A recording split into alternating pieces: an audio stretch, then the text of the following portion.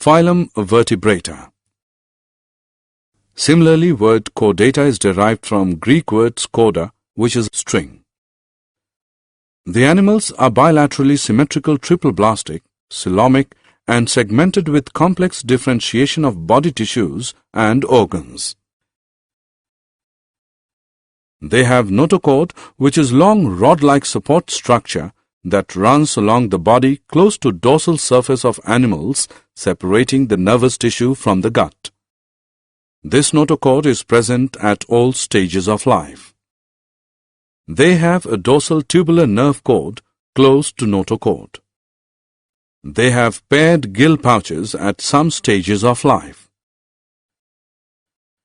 They have a true vertebral column and internal skeleton which allows a different distribution of muscle attachment points for movement of body parts. They have complex differentiation of body tissues and organs. Vertebrates are further divided into 5 classes: Pisces, Amphibia, Reptilia, Aves, Mammalia.